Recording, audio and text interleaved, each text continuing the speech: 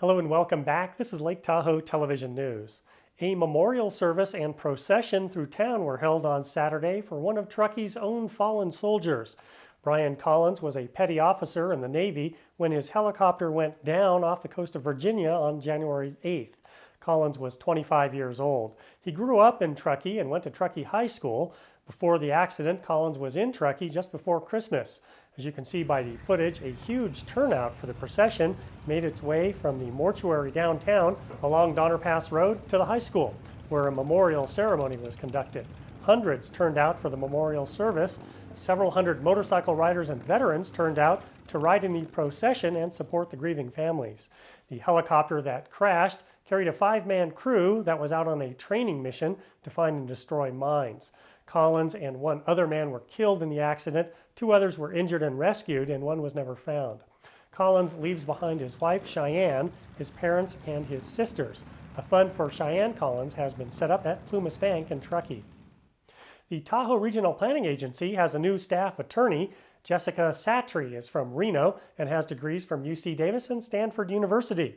She's worked in Washington, D.C. for Senator Harry Reid, the FCC, and the U.S. Department of Education. In a written statement, Satry said she's very passionate about Lake Tahoe and the issues that TRPA works on. Now, good jobs are notoriously hard to come by in the Tahoe area, but here's one that pays more than $5,000 a month. The city of South Lake Tahoe is looking for a new police officer. If you already have training, this might be the job for you. You can go to this website to apply online. A woman wanted for the alleged hit-and-run death of a bicyclist turned herself in to El Dorado County authorities on Saturday. 31-year-old Michelle Erickson had been accused of hitting a cyclist with her car on Pony Express Road in Pollock Pines back on April 26th.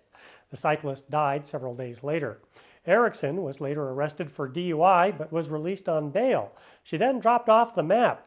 A $1 million warrant was issued for her arrest, and a wanted flyer was distributed by the El Dorado County District Attorney's Office. On Saturday, Erickson contacted the sheriff's office and then turned herself in to deputies at the county jail. Truckee police have recovered a stolen bike worth $9,000. The victim, the owner of a Reno bike shop that had been burglarized, saw the bike for sale on a Craigslist ad in Truckee.